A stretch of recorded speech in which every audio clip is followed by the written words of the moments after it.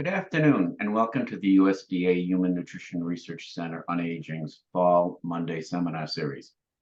Before introducing today's speaker, let me remind you that your questions can be added to the Q&A feature at any time during the presentation. No need to wait until the end of the presentation. So it's my great pleasure today to introduce our speaker, Professor Esther Aarts.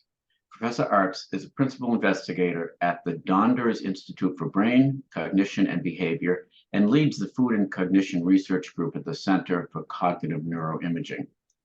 Her research focuses on functional neuroimaging to examine the neural mechanisms of eating behavior and effects of foods on brain functioning, including the roles of the gut microbiome and immune system, which she will discuss today in her presentation titled Nutrition and Cognitive Neuroimaging, Understanding the Gut Immune Brain Axis in Aging. And with that, let me turn the microphone over to Professor Aarts. Thanks for the introduction, and thanks, Paul, and thanks for having me. It's my great pleasure to be here and talk to you today about my field in food and cognition and my research. And my research career actually started with investigating dopamine. And dopamine is a neurotransmitter in the brain, which is projecting a lot to the subcortical regions in the brain, the basal ganglia or striatum, and the prefrontal cortex in the brain. And we need these regions to control our actions, also in the face of reward. And recent theories really put dopamine into the role of the coding the expected value of actions and cognitive control. And the cognitive control part is really coming a lot from our lab. And it's basically coding whether an action or a cognitive effortful process is worth the effort. And why is this interesting for aging? Is because aging is accompanied by a decline in dopamine signaling and also by impairments in reward processing like reward anticipation and also cognitive control like working memory. And interestingly, it's not just the ability to perform cognitive control, but also a reduced willingness to expend the effort for cognitive control in the view of a certain reward. And in my work as a postdoctoral fellow with Roshan Coles and also with Mark Desposito at UC Berkeley, I've investigated the role of dopamine and the effects of reward anticipation on cognitive control. And we did this with PET and medication studies in ADHD and Parkinson's disease. And in all of these studies, we found that really whether the dopamine, or whether an anticipated reward has a beneficial or a detrimental effect on cognitive control really depends on the level of dopamine that someone has. So we see this with PET, whether there's a detrimental effect in high dopamine subjects. We see it with ADHD, differential effect versus controls, and we see it in Parkinson's disease. So this is a bit about my background. Now, one study that we did in aging was a cognitive control task to see whether a certain cognition is worth the effort. And this is a working memory task, an MBEC task, where depending on the figure, you would have to say whether it's an easy, like a one back, which is easy. You see the M here, you have to go one back, and you would say yes, it's the same, or no, it's not identical. Or it can be very difficult if it's a three back here on the right side. You have to go three back to answer whether it's identical, yes or no. So this is really a difference in load, and the higher the load, the more cognitively effortful. And here we show the role of dopamine. And by the way, what the important thing is that participants then later, after doing this task, have to choose whether they would like to do some trials again for a certain amount of money. So for instance, the circle is the easy option.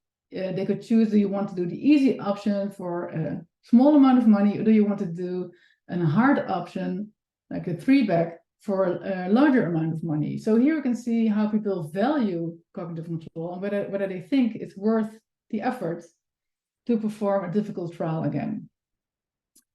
And with physical effort, it's already shown that dopamine has a role in this. With cognitive effort, there was not much evidence yet. And we wanted to show this by looking at tyrosine, which is actually a nutritional intervention because tyrosine is an amino acid which we can find in food and which is a precursor of dopamine. And we did a double-blind, placebo-controlled crossover design with quite a large amount of tyrosine, I have to admit, which is not something you would easily get from from your daily diet. And we compared tyrosine versus placebo in older adults. And what we found in this study is that this nutritional dopamine precursor administration in healthy older adults really enhanced the willingness to invest cognitive effort for reward. So what was found before for physical effort, we now also find for cognitive effort and in older adults. So now let me come more to the core of this presentation, which is the body-brain interactions. Because why is dopamine so interesting? I think it's really interesting because dopamine levels might be really particularly sensitive for the metabolic demands that come from the peripheral body to shape this effort allocation or our motivational priorities. And for instance, the dopamine cells in the midbrain have all these receptors for peptide hormones like insulin, for instance, so that signal hunger or satiety. But dopamine is also very much influenced by inflammation, which I will show you later on, and the gut microbiome. And this reasoning came from Michael Treadway and colleagues, and I'll walk you a bit through this picture. And why is this important? Because again, inflammation and gut microbiome are also altered in aging, as you might well know. So it's not only dopamine processing that's altered, but there's also these bodily processes that can affect dopamine that are altered in aging. So if we look at these pictures, there are several inflammatory pathways, basically, that can influence dopamine processing. So there's more a pathogen-like pathway via NF-kappa B, and there's a cellular stress pathway via the inflammasome. So these inflammatory pathways lead to an increased production of pro-inflammatory cytokines, and they also, via glycolysis, lead to an increased energy consumption. And with an acute infection, this is really like 60% increase in energy consumption. So you can imagine that your motivational priorities then also shift. But there's also lots of disorders where we see this chronic low-grade inflammation, where there's even a 30% increase still in energy consumption. And as you might know, there's also this inflammaging. So in aging, there's also aging is also accompanied often by an increase in low-grade inflammation. So these pro-inflammatory cytokines can also cross the blood-brain barrier, partly, and then activate the microglia to produce even more pro-inflammatory cytokines. And this activates, for instance, reactive oxygen species. And here is the link with dopamine, because reactive oxygen species influences a coenzyme, which is or cofactor, which is BH4, which is very important for the production of dopamine. So with reactive oxygen species going up, there's a decrease in dopamine synthesis. And there's also effects on dopamine reuptake, for instance. Well, to study these effects of infection or inflammation, we have also done some studies in young, healthy adults.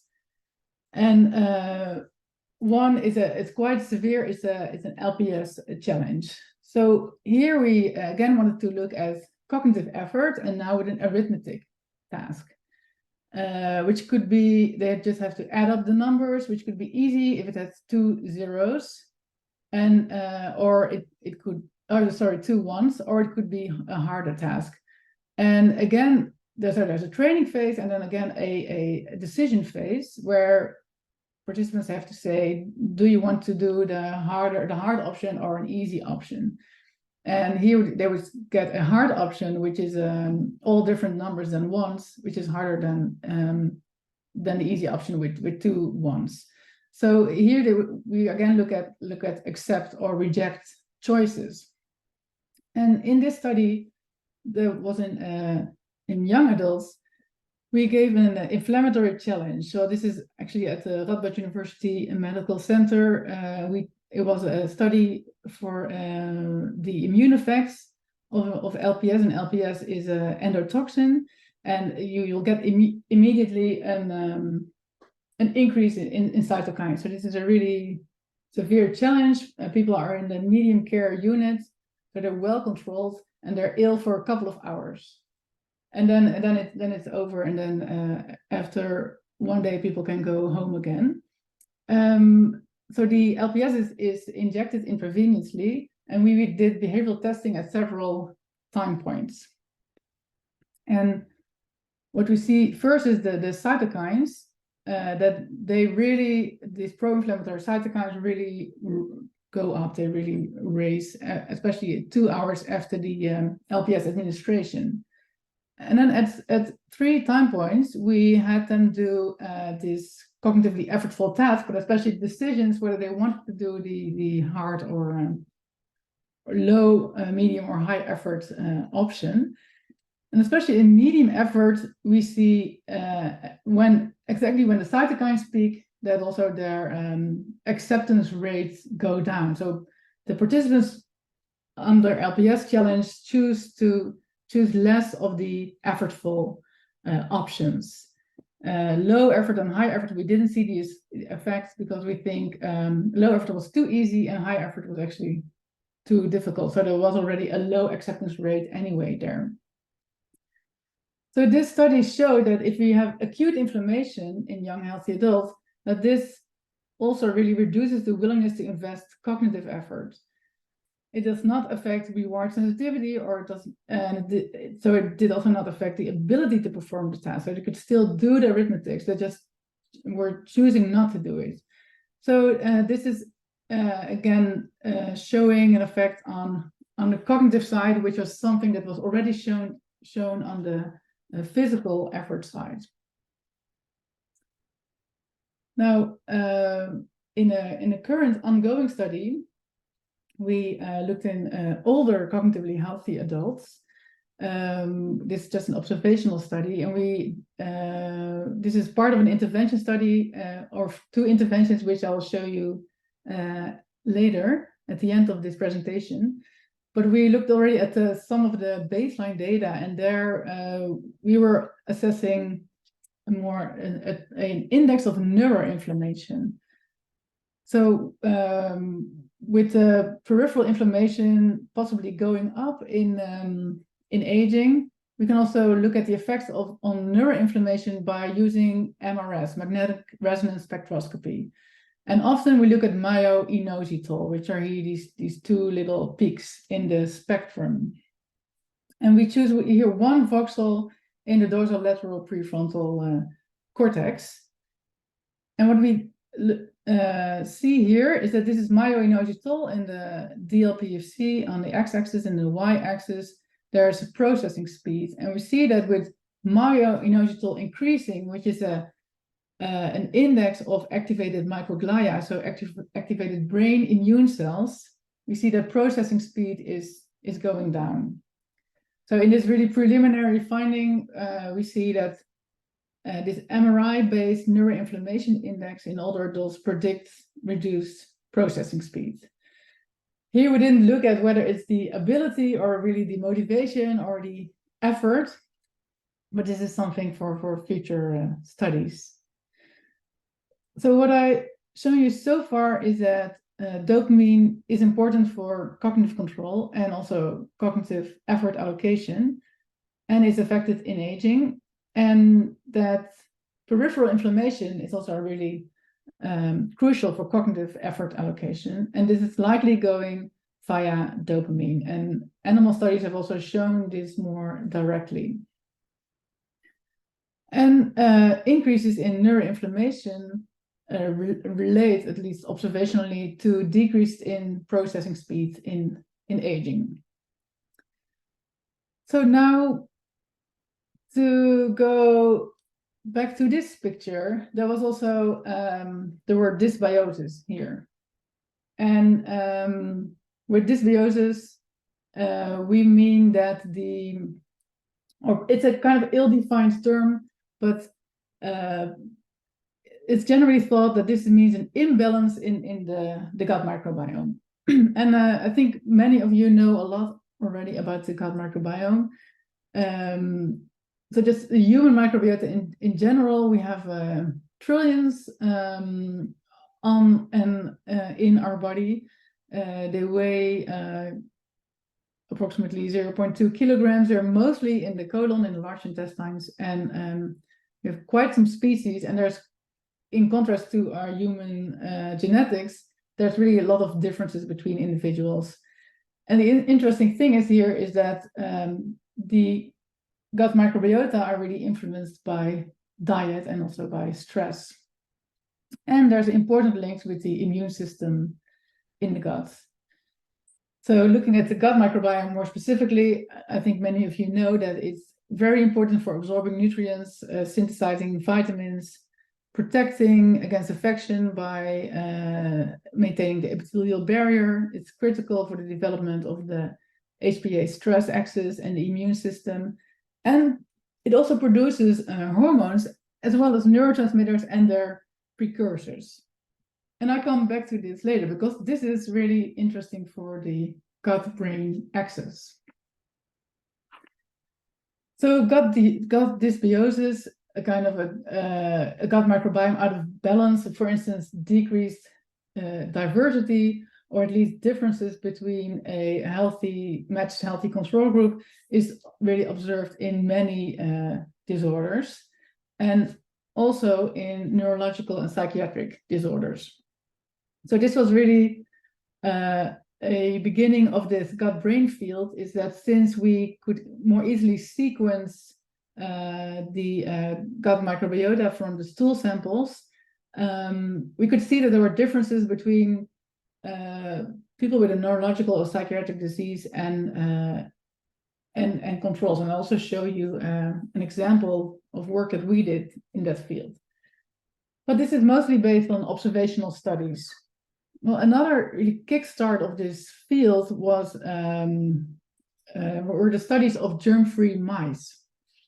And I'm myself not a rodent or an animal researcher, but these mice, they are born sterile with a cesarean. They're raised sterile, and you see all kind of differences. And they were initially studied for the differences in digestion, in the immune system, but then they also saw differences in behavior. For instance, reduced anxiety-like behavior, but also cognitive deficits, social behavior deficits, increased stereotyped and repetitive behavior, and all kind of other differences when they were looking more closely at the brain, like in neuroprotection, also in stress hormone signaling and neural function. So as said, I'm not an animal researcher myself, but I must say that these germ-free mice, they have a short lifespan, so they are also they are not representative of a normal mouse without any germs. They have lots of problems, but it was really a beginning of the field that these mice did not only show differences in the immune system and digestion, but also on behavior. So that was really an important link towards that there is perhaps an effect of the gut microbiome on the brain and behavior. So there's lots of more work since then, and what I just showed is that the immune system might have an effect on the brain via increasing perhaps neuroinflammation, at least also via affecting motivational priorities. And of course, the gut microbiome has a really important role in maintaining and developing the immune system. There's also other routes like circulating metabolites from the gut microbiome. so that might cross the blood-brain barrier. And there's, of course, the vagus nerve that is connecting the enteric nervous system with the nervous system of the brain. So with the gut microbiome producing all of these metabolites that can have an effect, again, via the immune system or via neurotransmitters and their precursors, we were wondering whether we can use functional neuroimaging like fMRI to show the relation between the gut microbiome and the brain. And I'll show you now some study results in young adults, and those are the basis of the present studies we're currently running on aging. So first we had a study about ADHD. So we were interested in whether gut microbiome differences relate to ADHD. And we were especially focused on the gut microbiome potential to produce precursors that relate to a brain dopamine. Dopamine itself does not cross the blood-brain barrier, like serotonin does not cross the blood-brain barrier, but the precursors like phenylalanine and tyrosine, which I just mentioned in this administration study, they can cross the blood-brain barrier, and they are also produced by the gut microbiome. So we were interested whether these differences were perhaps specifically in the monoamine precursor pathway. So with the monoamines, I mean dopamine, serotonin, and noradrenaline, because these are the ones that also have been clearly related to ADHD, and ADHD is also, for instance, treated with dopamine and noradrenaline reuptake inhibitor, like Ritalin, methylphenidate.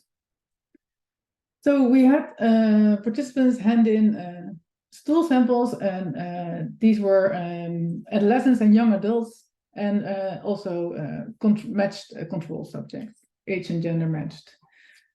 And what we then get is these kind of beautiful graphs, and where we see in different levels of taxa, from species to genus to family, etc. We see differences where they whether a species or genus is increased in ADHD or increased in controls. And I must say this is a 16S rRNA sequencing, so actually the gene, the species level is not so accurately, we could not estimate this so accurately, so it's better to look at the genus level. What you see here is that we see, for instance, that bifidobacterium was increased in ADHD, which is interesting because bifidobacterium is generally thought to be a beneficial bacterium, which you often also find in probiotics, for instance. But I must say that when we correct for all the comparisons that you make for all of these different taxa, we really didn't find anything to survive multiple comparison correction.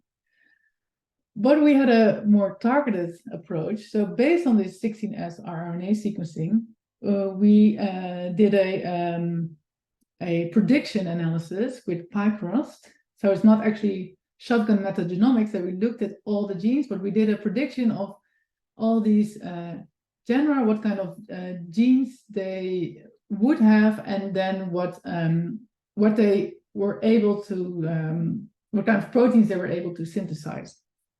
And this way we had 17 candidate pathways in predicted tryptophan, phenylalanine, and tyrosine synthesis.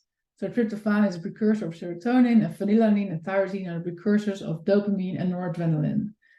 So we had these 17 pathways, so we also had a much less of a multiple comparison problem. When we then corrected for multiple comparisons, we did find one predicted microbiome function to be increased in ADHD, which is a CDT, which is an enzyme involved in phenylalanine synthesis.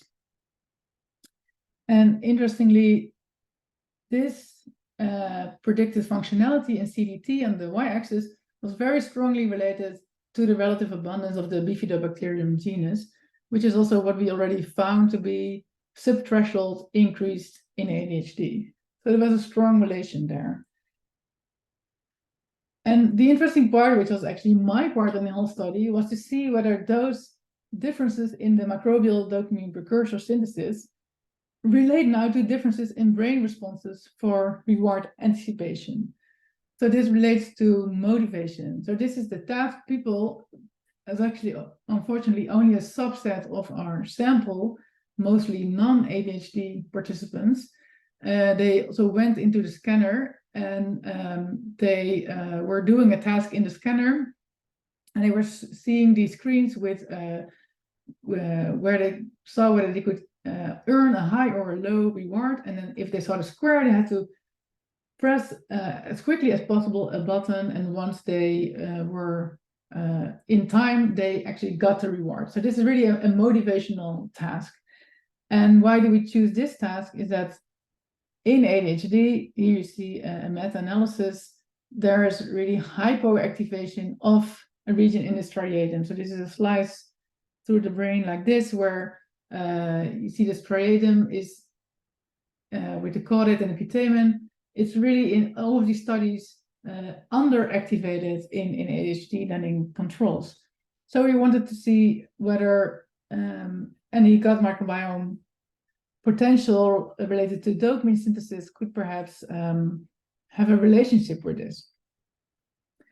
So we did this, we looked at this task. We had 50 versus 1 cent trials, and we compared many trials, so they could earn a bit of money, and we would see whether for more high versus low reward cues, whether there was a first just increased activity in the striatum, and as expected, indeed, the striatum is really activated for this task, which is well known. So the task worked, which is nice. And then we looked at this specific CDT enzyme, which was related to phenylalanine synthesis, which is a precursor of dopamine and also noradrenaline, but there's a rate limiting step in between.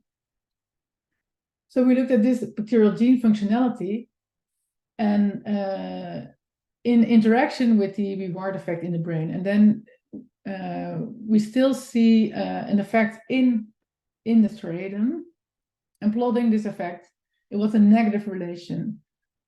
So the microbial phenylalanine synthesis related to decreased reward anticipation. So this was across ADHD, but there were only 6 participants with ADHD. The rest were healthy controls.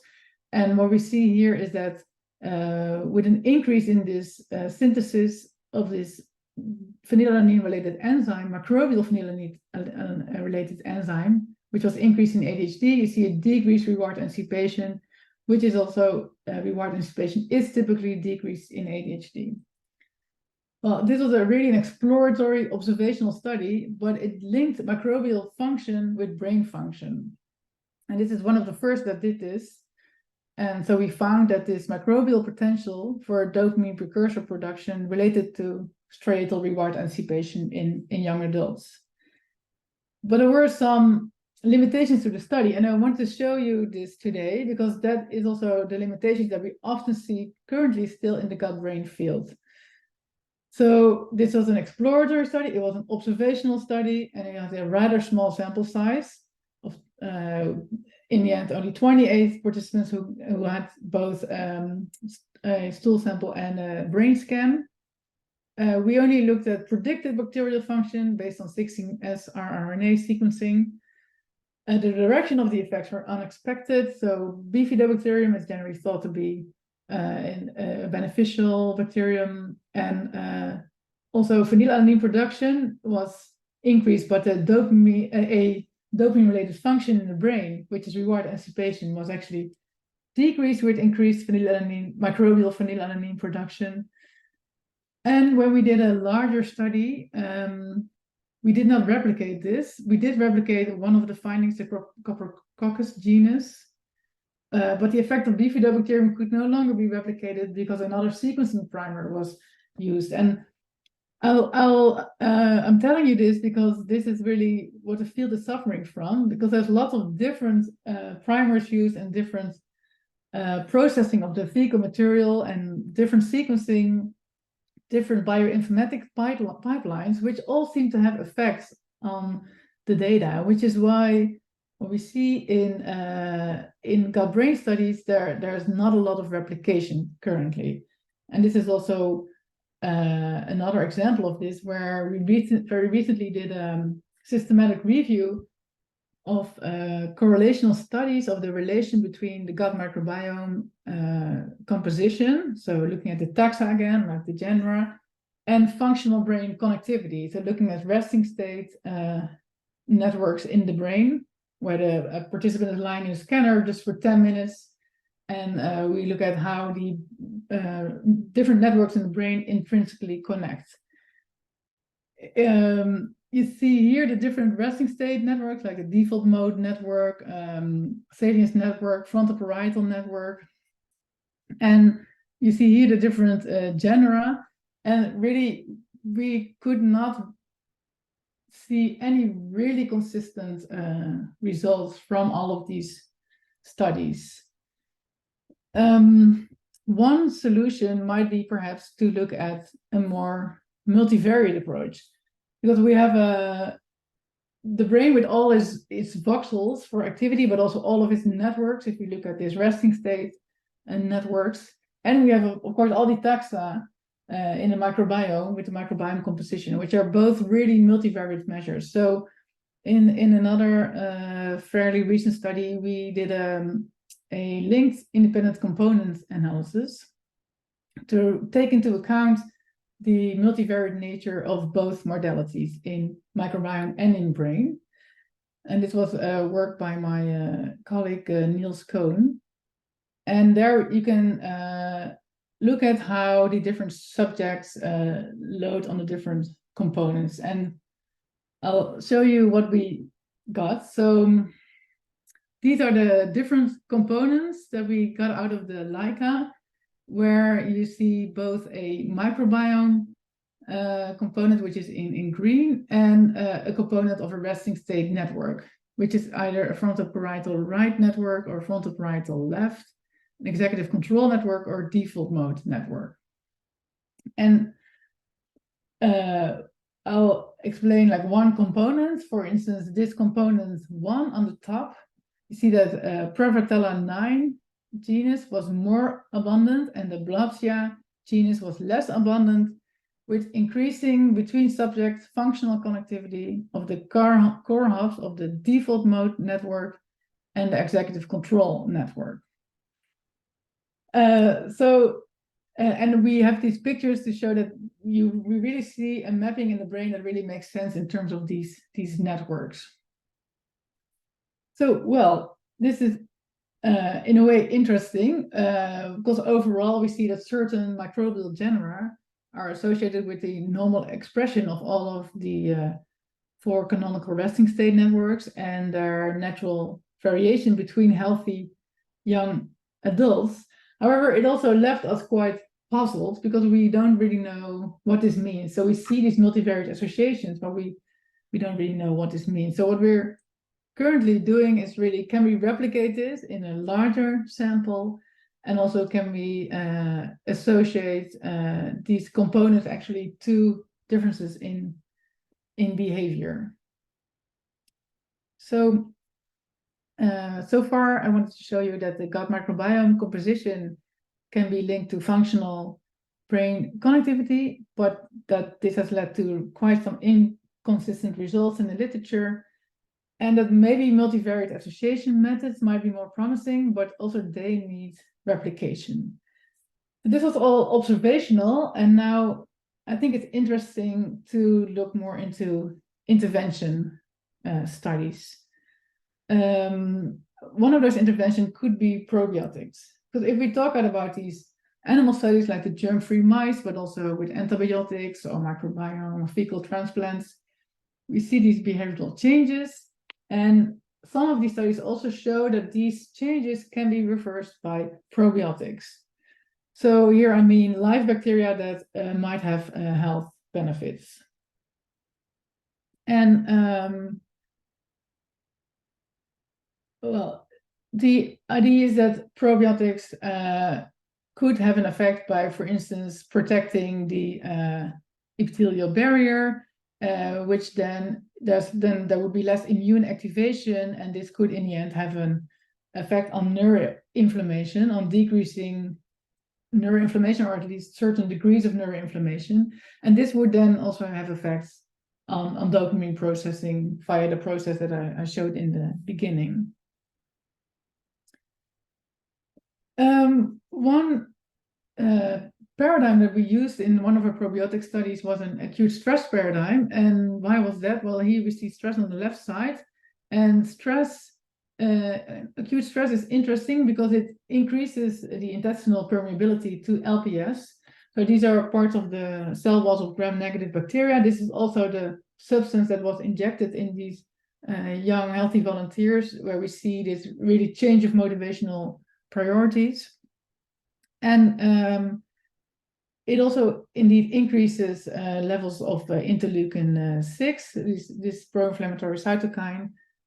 And interestingly, cognitively, it can detrimentally affect working memory performance, specifically a type of working memory like the backwards digit span, which asks for some modulation, a bit like the MBAC, which I showed before.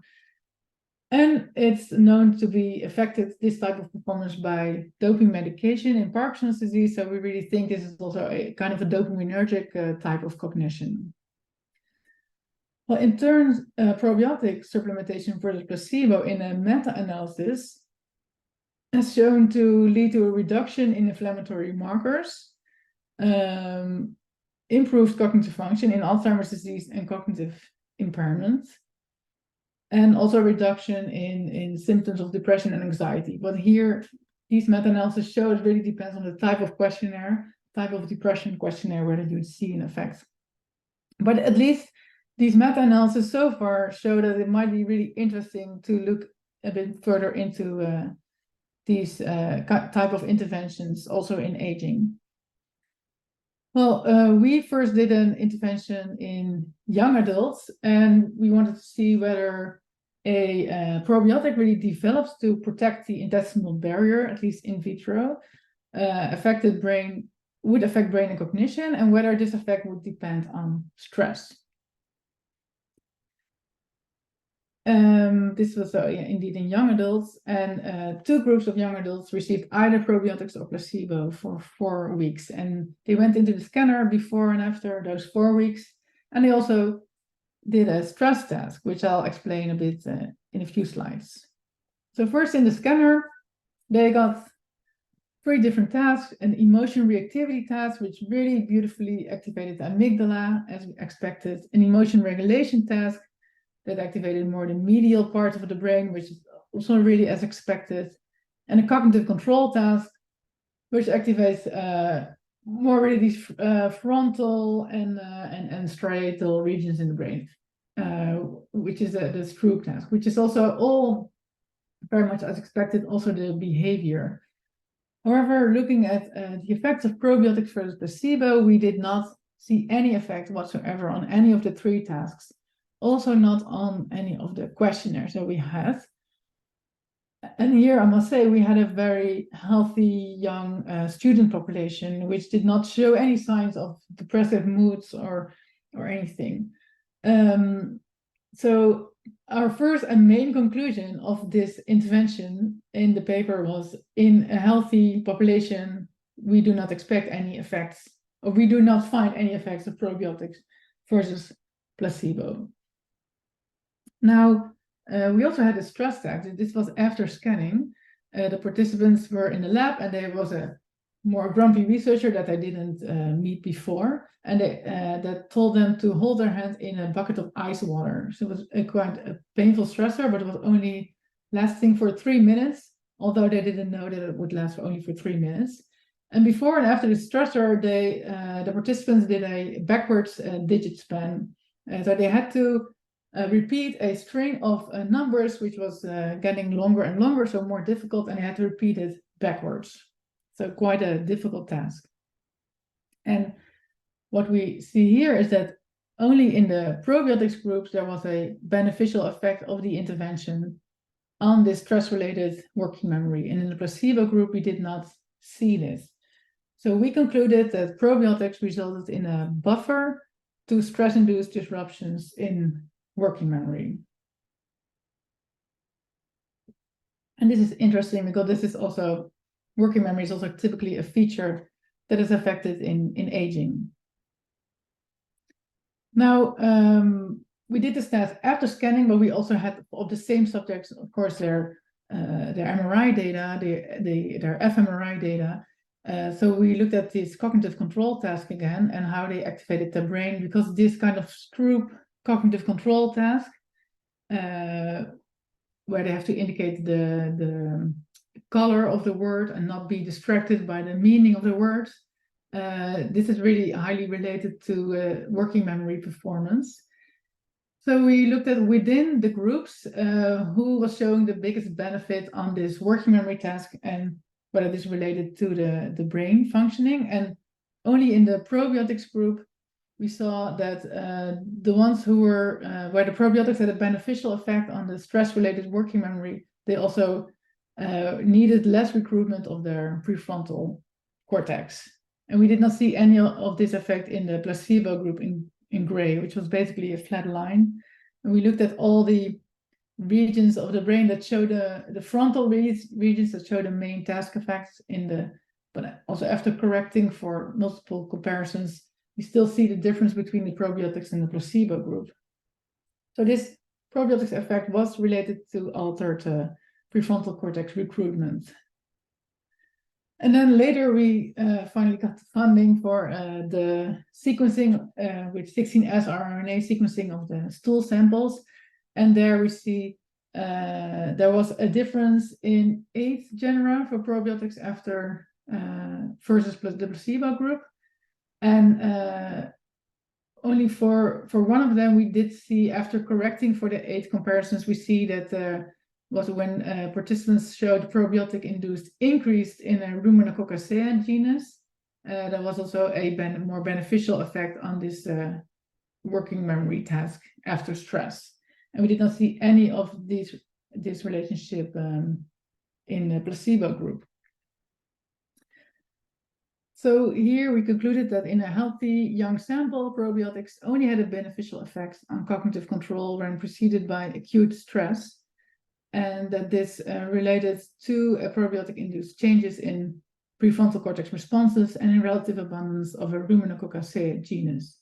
And this fits well with the literature, where also meta-analysis show that in healthy individuals, there's no evidence that probiotics has an effect on cognition. So whereas there was this effect in Alzheimer's disease and MCI, but it was in terms of cognition and beneficial effects of probiotics, but there's no such evidence for healthy aging or cognition in general in healthy young adults. Well, this effect in the Ruminococcaceae genus is perhaps via producing anti-inflammatory intestinal barrier protecting short-chain fatty acids, but we did not measure this.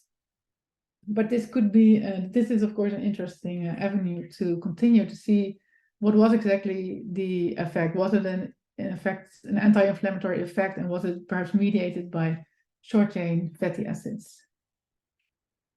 So this brings me to the current studies we're running in aging.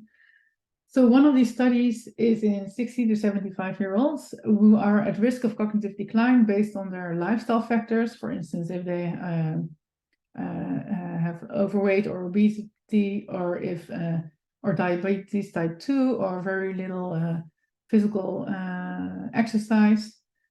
And here we look at the effect of a nutritional supplement, which is focused on the gut, and I'll get back to what this is in the next slide. And we look at the effects on the brain, but via the bodies, via the gut microbiome, and we specifically focus on the short-chain fatty acids here. And in the brain, we focus on the prefrontal cortex and the hippocampus in several scans, but the primary outcomes are functional MRI during a working memory task. So this is in it's a more or less an exploratory study in two smaller groups where we look at a certain vitamins versus placebo. And the vitamins are special in that sense that they are coded that they are only released in the colon. So normally the vitamins are, of course, taken up by the small intestines, but we know that, for instance, for the production of short-chain fatty acids, vitamins are needed as cofactor. So we also need some vitamins to reach the colon there for the bacteria there to produce short-chain fatty acids. And if we eat very fiber-rich vegetables or fruits, these vitamins might reach the colon. But here we wanted to test this effect of colon-delivered vitamins more directly with a specifically developed supplement by DSM. And we are interested whether this has effects versus a placebo after a 6-week intervention. And our primary outcomes are functional MRI and performance during the MBAC working memory task. And that is on the brain level, and on the gut level, we are very much interested in fecal short-chain fatty acids. This is together with the Wageningen University. But I've talked a bit about nutrition now, but the gut microbiome is influenced by many other lifestyle factors. Sleep has an influence, besides diet, also physical activity, medication, stress. So we're running in parallel another study in a similar group. It's not the identical group, but it's the same inclusion criteria: 60 to 75 years old adults who are at risk of cognitive decline based on lifestyle factors. And here we do a multi-domain lifestyle intervention.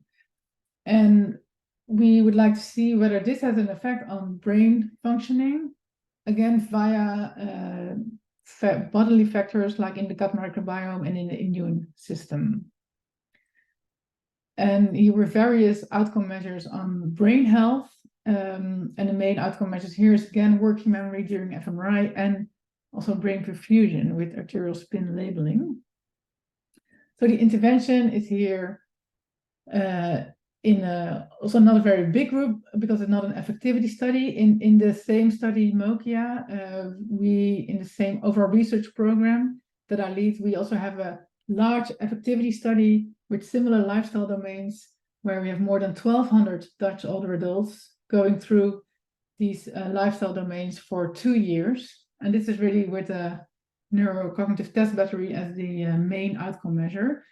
But in my lab, we run a smaller version of the study, only for 6 months, and with a smaller sample to really look at more the biological measures in the gut microbiome, the immune system, and of course, brain functioning. And with the gut microbiome and the immune measures, again, being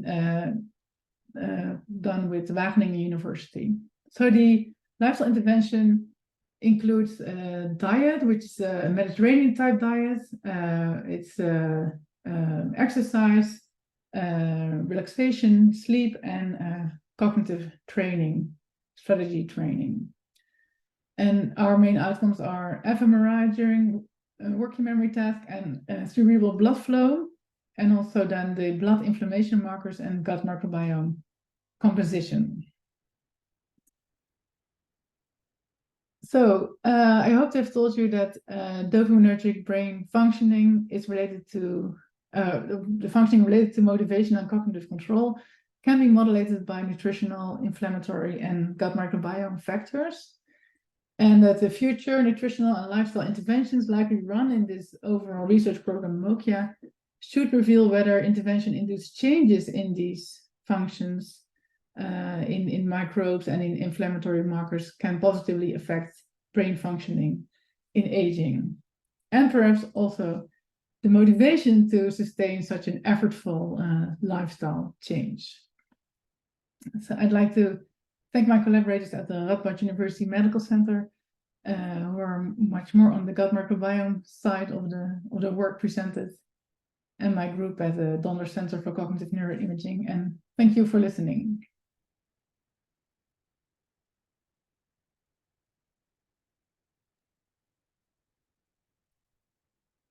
Thank you very much for that very interesting presentation.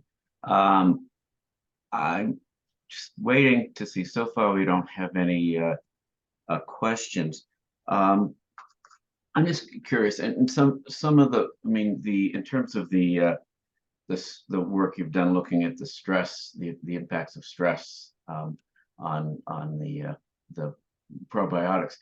Have there been any type of work like that done in older individuals, or looking at other forms of stress that we might see changes in cognitive functioning? Not that I'm really aware of. I think people assume that an older individual might already be at some point already have some stress, like some inflammation going on, some low-grade inflammation, which is why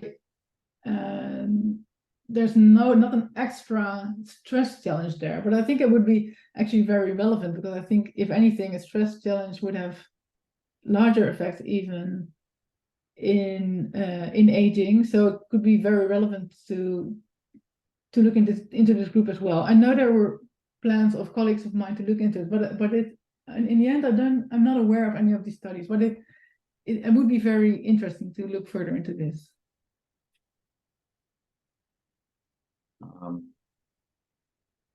I still don't see any questions. If people have questions, please get them into the Q&A box quickly. Let's see. I'll wait another. Oh, here we go. All right. So a question from Shandong Wang, and he says dopamine can be generated by the gut microbiota, and 50% of dopamine in our body is stored in the gut. And dopamine affects our GI motility. In your ADHD study, can you determine a functional dopamine system in the gut due to altered gut microbiota rather than the brain? Yeah, I think this is a very relevant question. So you hear a lot about this, also about serotonin and dopamine, and like most of our serotonin is in the gut, or at least indeed half of dopamine is in the gut. I always find this interesting because dopamine and serotonin would not cross the blood-brain barrier, but their precursors would. That's why we looked at the precursors and not dopamine directly itself. However, of course, there's also the vagus nerve, and these, what we know as neurotransmitters, might also affect the vagus nerve and still affect brain functioning, although they would not cross the blood-brain barrier. So, but how this would exactly work, I think, especially in humans, we don't know yet. And the interesting thing is with gut motility, indeed, dopamine and I think also serotonin, they have indeed a big role in gut motility. We also take gut transit time into account in our studies. For instance, by having the participants eat blue muffins, and we can see how fast the blue color goes through the digestion. And we take this into account to make more sense of our gut microbiome findings, because they are really dependent on gut motility. And we do see that transit time in very preliminary studies seem to also relate to aging and relate perhaps even to cognition. So the transit time is important, and the transit time is probably influenced by dopamine in the gut. So this could in itself already have an effect, perhaps also on brain functioning. But how this exactly works, that's something really I would like to find out in future work, but I don't know yet.